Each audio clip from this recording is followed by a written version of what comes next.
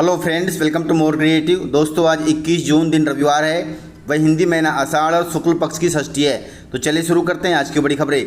यदि आपको खबरें पसंद आए तो वीडियो को लाइक जरूर करिएगा और इसी प्रकार की खबरों के लिए चैनल को सब्सक्राइब कर बेल आइकन पर क्लिक कर दें। दोस्तों, खबरें पूरी पाने के लिए वीडियो अंत तक जरूर देखिए और आप हमें प्रदेश के किस जिले से देख रहे हैं कमेंट बॉक्स में जरूर बताइएगा। दोस्तों, आज 21 जून है और आज के दिन अंतर्राष्ट्रीय योग दिवस मनाया जाता है। आप सभी योग करें और अपने शरीर को स्वस्थ रखें। दोस्तों, बड़ी खुशी की बात है कि भारत में मिला है सोने का नया भंडार। इन ठिकानों से निकलेगा हजारों करोड़ों का गोल्ड। भारत में सोने के प्रति लोगों की दीवानगी जगजाहिर है, लेकिन अब इस दीवानगी को घरेलू स्तर पर एक बहुत बड़ी मजबूती मिलने वाली है। देश के दक्षिणी राज्य आंध्र प्रदेश से एक बेहद उत्साहजनक खबर सामने आई है। यहाँ के कुर्नूलू जिले में करीब 50 टन सोने के विशाल भंडार का पता चला है। अधिकारियों के मुताबिक इस ऐतिहासिक खोज के बाद आंध्र प्रदेश आने वाले कुछ ही सालों में देश के भीतर सोने का सबसे बड़ा उत्पादक और सप्लायर राज्य बनकर उभर सकता है। इस भंडार से न केवल घरेलू स्तर पर सोने के उत्पादन में भारी तेजी आएगी, बल्कि विदेशों से होने वाले महंगे गोल्ड इंपोर्ट करने पर भारत की निर्भरता भी काफी हद तक कम हो जाएगी, जो कि बहुत अच्छी बात है। गाइस, मध्य प्रदेश में अफसरों के अच्छे दिन खत्म होने जा रहे हैं, क्योंकि सरकार होने जा रही है अब सख्त। मध्य प्रदेश में अफसरों के शाही ठाट बाट के दिन अब खत्म होने वाले हैं। वैश्विक आर्थिक मंदी और वित्तीय बोझ के बीच राज्य के सामान्य प्रशासन विभाग ने 2 बड़े बदलाव लागू किए हैं। इनसे मध्य प्रदेश वल्लभ भवन से लेकर कलेक्ट्रेट तक हलचल मच गई है। सरकार ने अफसरों के हवाई सफर पर इमरजेंसी ब्रेक लगाते हुए कार पूलिंग और शाम 7 बजे के बाद दफ्तरों में एसी बंद करने के निर्देश दे दिए हैं। अब तक छोटी छोटी बैठकों या केंद्र के विभागों के चक्कर काटने अफसर आसानी से दिल्ली या मुंबई उड़ान भर लेते थे, लेकिन अब ऐसा नहीं चलेगा। प्रदेश के बाहर की यात्रा केवल अति आवश्यक परिस्थितियों में ही मंजूर की जाएगी। इसके अलावा सचिव स्तर के अफसरों को प्रदेश के बाहर जाने के लिए अब मुख्य सचिव की मंजूरी लेनी होगी। इसके साथ ही निजी होटलों में ठहरने और खाने पर भी रोक लगा दी गई है। यह नियम सभी विभागों पर समान रूप से लागू होगा। कुल मिलाकर मध्य प्रदेश में अब अफसरों के ठाट बाट चले गए।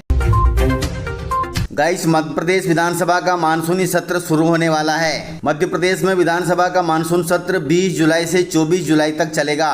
इस सत्र में कृषि, गृह, ऊर्जा, शिक्षा, स्वास्थ्य और अन्य विभागों पर सवाल किए जाएंगे। इन सवालों के जवाब सरकार को विभागवार देने होंगे। गाइस, देवकी नंदन ठाकुर जी ने बड़ा बयान दिया है। बयान के तहत उन्होंने कहा कि हर हिंदू 4 बच्चे पैदा करे। दोस्तों, कथावाचक देवकी नंदन ठाकुर भोपाल में श्रीमद् भागवत कथा के लिए आए हुए थे। कथा के बाद उन्होंने कई अहम मुद्दों पर खुलकर बात की। उन्होंने कहा कि जब तक देश में जनसंख्या नियंत्रण कानून नहीं आता, तब तक हर सनातनी को 4 बच्चे पैदा करने चाहिए। इसके अलावा उन्होंने नीट पेपर लीक पर कहा कि डिजिटल दौर में इधर उधर हो जाता है। उन्होंने सरकार से मुफ्त योजनाएं बंद करने और मंदिरों के पैसों से अस्पताल बनाने की भी मांग की है, जो कि बहुत अच्छी मांग है। गाइस, मध्य प्रदेश में सुस्त पड़ी सिंहस्थ की तैयारियां। दोस्तों, सिंहस्थ 2028 शुरू होने में अब सिर्फ 21 महीने बचे हैं, लेकिन उज्जैन में होने वाले बड़े काम लक्ष्य से पीछे चल रहे हैं। आपको बता दें कि 10 विभागों के लगभग 12,000 करोड़ रुपए के काम देरी से चल रहे हैं। वहीं 23 काम अभी भी टेंडर प्रक्रिया में ही उलझे हैं। जानकारी के अनुसार इस देरी को लेकर मुख्यमंत्री मोहन यादव ने सख्त नाराजगी जताई है। दोस्तों, मध्य प्रदेश की महिलाएं राष्ट्रीय औसत से ज़्यादा पीती हैं शराब। केंद्रीय स्वास्थ्य और परिवार कल्याण मंत्रालय ने 29 मई को राष्ट्रीय परिवार स्वास्थ्य सर्वे की रिपोर्ट जारी की थी। इस रिपोर्ट में मध्य प्रदेश को लेकर एक अहम तथ्य सामने आया है। तथ्य के तहत प्रदेश में 15 साल और उससे अधिक उम्र की 1.2% महिलाएं शराब का सेवन करती हैं। यह आंकड़ा राष्ट्रीय औसत 1.1% से अधिक है। वैसे तो शराब शरीर के लिए नुकसानदायक है। शराब का सेवन बिल्कुल भी नहीं करना चाहिए। दोस्तों, हाईटेक बनेंगे मध्य प्रदेश के रेलवे स्टेशन। मध्य प्रदेश के रेल यात्रियों के लिए अच्छी खबर है। अब आपको स्टेशन पर ट्रेन का इंतजार करते समय बोर नहीं होना पड़ेगा। भोपाल रेल मंडल ने स्टेशनों को मॉडर्न बनाने का प्लान तैयार कर लिया है। इस नए प्लान से स्टेशनों का पूरा लुक बदल जाएगा। अब रेलवे स्टेशन पर पार्किंग सिर्फ गाड़ी खड़ी करने की जगह नहीं रहेगी। वहाँ पर आपके मनोरंजन के लिए कई तरह की एक्टिविटी शुरू होंगी। लोग अब परिवार के साथ वहाँ घूमने का भी मजा ले सकते हैं। रेलवे स्टेशन पर आप सिनेमा देख सकते हैं, अच्छा भोजन कर सकते हैं, खेल खेल सकते हैं, गेमिंग जोन कर सकते हैं, आधुनिक प्रतीक्षालय और लाउंज का भी इस्तेमाल कर सकते हैं। जो स्टेशन नया रूप लेंगे वे इस प्रकार से हैं: भोपाल, खिरकिया, सांची, अशोकनगर, शिवपुरी, रानी कमलापति, बनापुरा, विदिशा, गुना, ब्यावरा, राजगढ़, हरदा, इटारसी, गंज बसौदा, रुतियाई, संत हिरदाराम नगर। ये 15 स्टेशन अब हाईटेक हो जाएंगे, जो कि बहुत अच्छी बात है।